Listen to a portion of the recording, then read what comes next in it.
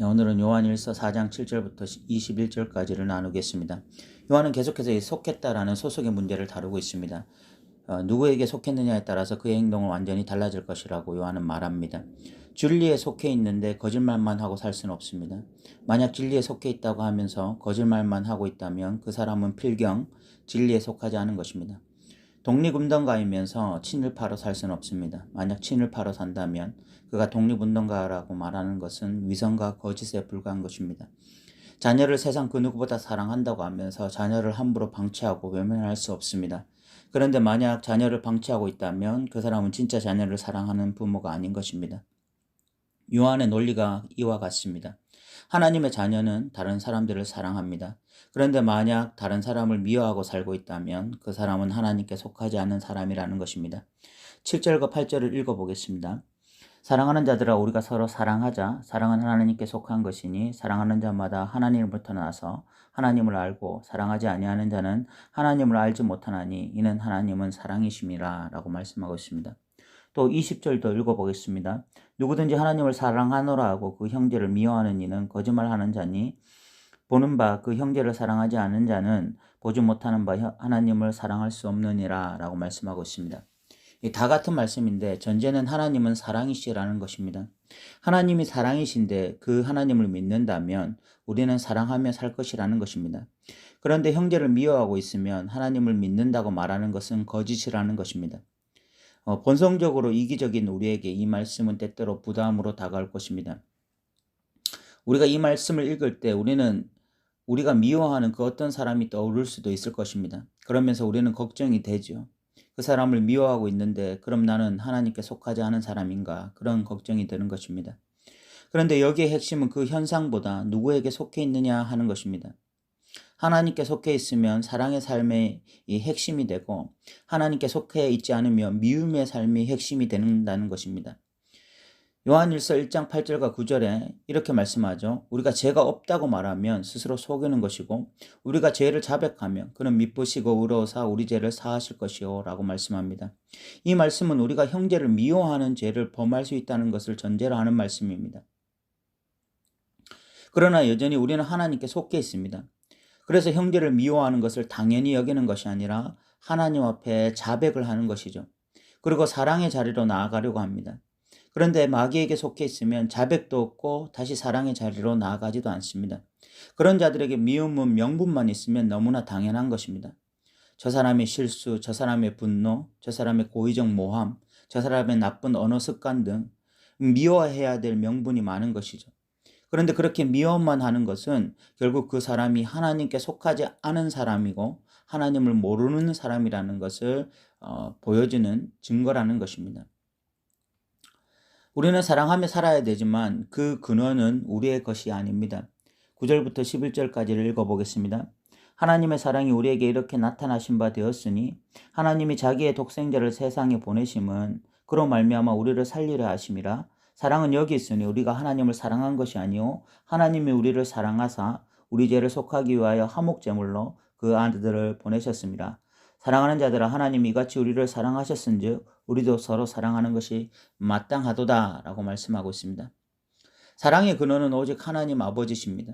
하나님은 인간을 사랑할 명분보다 인간을 심판할 명분을 분명히 가지고 계셨던 분이셨습니다. 인간은 창조주 하나님을 무시하고 스스로 하나님이 되려고 했습니다.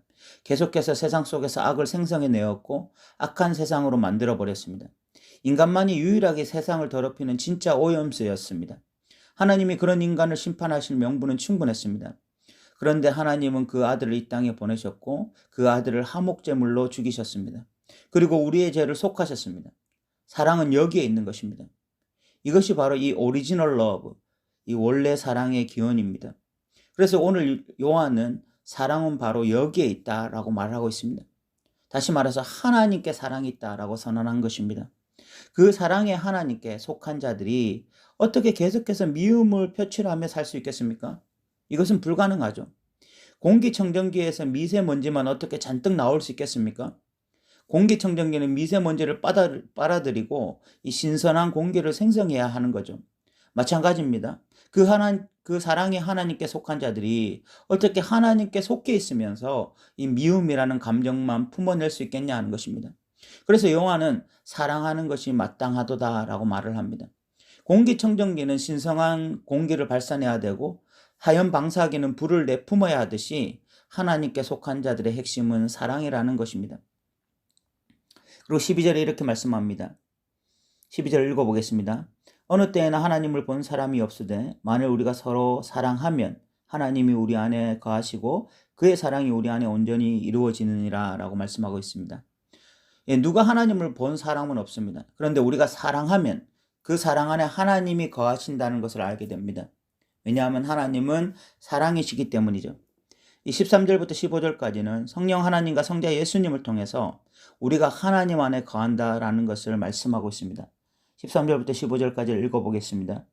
그의 성령을 우리에게 주심으로 우리가 그 안에 거하고 그가 우리 안에 거하시는 줄을 아느니라. 아버지가 아들을 세상의 구주로 보내신 것을 우리가 보았고 또 증언하노니 누구든지 예수를 하나님의 아들이라 시인하면 하나님이 그의 안에 거하시고 그도 하나님 안에 거하느니라. 성령 하나님과 성자 예수님을 통해서 우리가 하나님 안에 거하는 것입니다. 13절에 보면 성령이 우리 안에 내주하고 계시죠. 성령 하나님은 우리로 하여금 사랑을 실천하게 만드시는 하나님이십니다. 우리는 사랑할 수 있는 능력도 마음도 없습니다. 그런데 성령이 내주하셔서 사랑을 실천하게 만드십니다. 그리고 성령이 우리 안에 내주하신다는 것은 우리가 하나님께 속한 자임을 분명히 알게 해줍니다. 그리고 15절에서는 예수를 주로 고백하고 시인하면 또한 우리가 하나님께 속한 자임을 분명히 알게 해준다고 말씀하고 있습니다. 우리가 예수를 주로 고백하고 성령이 우리 안에 계심으로 우리는 분명히 하나님의 자녀인 것입니다. 16절에서는 우리가 하나님의 사랑을 알고 믿었다라고 말씀합니다. 16절 읽어보면 하나님이 우리를 사랑하시는 사랑을 우리가 알고 믿었노니 하나님은 사랑이시니라. 사랑 안에 거하는 자는 하나님 안에 거하고 하나님도 그의 안에 거하시느니라 라고 말씀하고 있습니다. 오늘날 그리스도인들 중에 원망 불평을 많이 하는 사람들이 있습니다. 또는 원망 불평은 안 해도 이 감사하지 않는 그리스도인들도 있습니다. 그 이유를 물어보면 대부분 하나님께 섭섭한 마음이 있기 때문입니다.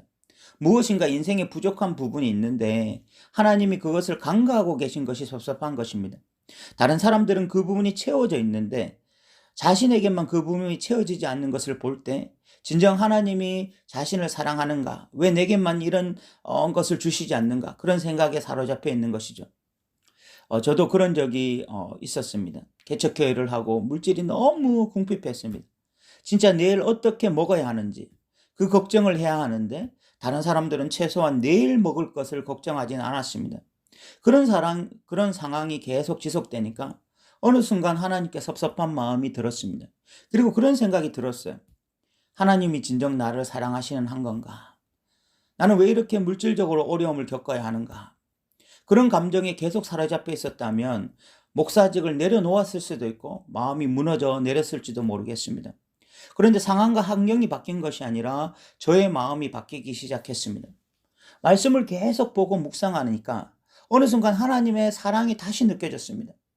특별하게 변한 것이 없는데 환경적으로 특별하게 변한 것은 없지만 그러나 말씀 속에서 그 아들을 주시기까지 사랑하신 하나님의 사랑이 다시 느껴지게 되었습니다. 그리고 회복이라는 것이 시작되었죠. 우리는 하나님의 사랑을 알고 믿는 자들입니다. 덮어놓고 믿는 자들이 아니라 감정적으로 전혀 공감이 안 되는데 애써 하나님은 사랑이야. 이런 명분을 가지고 스스로를 설득해 가면서 마음은 하나님께 대한 섭섭한 마음이 가득한데 그 명분으로 우리 스스로를 밀어붙이는 자들이 아닙니다. 만약 마음은 하나님께 섭섭한 것이 가득한데 겉으로만 하나님은 사랑이시다라고 말을 하면 그 영혼은 필경 어느 순간 이 침체기가 오게 됩니다. 저는 우리가 하나님께 대한 섭섭한 마음을 가질 수 있다고 생각합니다. 왜냐하면 철이 없기 때문에 그런 거죠. 저희 부부에게는 한 아들이 있는데 정말 저희는 최선을 다해서 이 아이를 섬기고 있습니다. 그런데 한 번씩 아들은 섭섭하다고 불만을 토로합니다. 철이 없어서 그런 거예요. 그러나 그 철없는 아들이 또 철들 때가 있죠. 우리도 그랬잖아요. 우리도 부모에게 어떤 불평하고 원망하는 시절이 있었지만 그때가 우리가 철이 없었기 때문이고 철이 들고 나서 부모가 얼마나 우리를 사랑하셨는지 깨닫게 되는 순간들이 있었습니다. 마찬가지로 우리 신앙이 철이 들고 나면 다시 이 하나님의 사랑이 얼마나 깊은지를 깨닫게 되어지고 알게 되는 순간이 다시 오는 거죠. 우리가 그렇게 하나님의 사랑을 깊이 다시 깨닫게 되어질 때, 신앙의 철이 들게 될 때에 나타나는 현상이 바로 타인을 사랑하게 되는 거야. 우리는 그 하나님의 사랑을 다른 사람들에게 흘려보내고 싶은 그 열망이 일어나게 되는 것입니다. 18절에서는 진짜 사랑은 두려움을 없앤다라고 말씀합니다. 18절을 읽어보겠습니다. 사랑 안에 두려움이 없고 온전한 사랑에 두려움을 내어쫓나니 두려움에는 형벌이 있음이라 두려워하는 자는 사랑 안에서 온전히 이루지 못하였느니라 라고 말씀하고 있습니다. 진짜 사랑은 두려움을 없앤다라고 말씀합니다. 그리고 두려워하는 자는 사랑 안에서 온전히 이루지 못하였다라고 말씀합니다. 하나님의 찐 사랑은 우리를 있는 그대로 받아주시는 사랑입니다. 그 사랑을 우리는 그 누구에게서도 받아본 적이 없어요. 심지어 우리의 부모조차 조건적인 사랑을 했습니다. 그것은 우리가 부모가 되어보면 알죠. 우리가 부모가 되고 나서도 우리는 무조건적으로만 자녀를 사랑하지 않아요. 우리의 사랑은 때때로 너무나 조건적입니다. 그런데 하나님의 사랑은 100% 무조건적인 사랑입니다. 있는 그대로 우리를 받아주시는 거예요. 그때 우리 안에 있는 두려움이 사라지죠. 있는 그대로의 나라는 존재가 받아들여지는데 두려울 것이 무엇이 있겠습니까? 두려워한다는 것은 그런 하나님의 찐 사랑을 경험하지 못한 것입니다. 그 찐 사랑을 경험하고 나면 우리는 그 사랑의 힘으로 다시 다른 사람들을 사랑하게 돼요.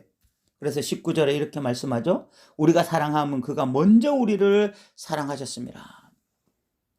하나님의 사랑이 동력이 되어서 우리가 다른 사람을 사랑할 수 있게 되는 것입니다. 그리고 21절에 우리가 이렇게 말씀합니다. 우리가 이 계명을 주께 받았으니 하나님을 사랑하는 자는 또한 그 형제를 사랑할지니라. 우리가 받은 계명이 이것입니다. 바로 하나님을 사랑하기 때문에 다른 형제를 사랑하며 살라는 것입니다.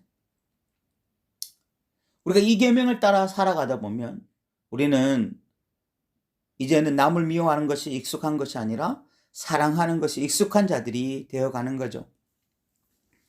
이제 말씀을 마무리하고자 합니다. 저는 고등학교 때 욕을 엄청 많이 했습니다. 제 말의 60% 정도가 유혹이었을 것입니다. 그러다 하나님을 인격적으로 만났습니다. 그리고 난 다음 뜨겁게 하나님을 사랑했는데 어느 날 제 친구가 제게 그런 말을 했습니다. 너는 어떻게 교회 다니는 애가 그렇게 욕을 잘하냐? 저는 그때부터 제가 말하는 습관을 유심히 살펴보았는데 제 말의 상당 부분이 욕이라는 것을 깨닫게 되었습니다. 저는 하나님께 고백을 하고 저 언어 습관을 고치고자 노력을 했습니다. 그리고 1년 정도 지났을 때 어느 날 제 입에서 욕이 한번 나왔는데 얼마나 불편했는지 모릅니다. 얼마나 부끄러운지 몰라요. 저는 그 수치심과 부끄러운 마음으로 하나님 앞에 나아가서 제가 그 욕을 했던 것에 대해서 눈물로 회개했던 기억이 납니다. 예수 믿기 전에 남 미워하는 것 당연한 감정이었습니다. 그런데 사랑의 하나님이 하나님께 이제 우리가 속했습니다. 우리는 이제 남을 계속 미워하고 있으면 마음이 너무나 괴로워요. 그래서 하나님께 참 회개하고 돌이켜 사랑하게 해달라고 기도하는 자들입니다. 주님 다시 오실 때까지 우리가 이렇게 살아가기를 소망합니다. 남을 미워하는 것이 불편하고 남을 사랑하는 것이 익숙해지는 그런 믿음의 사람들 되시기 바랍니다. 들어주셔서 감사합니다.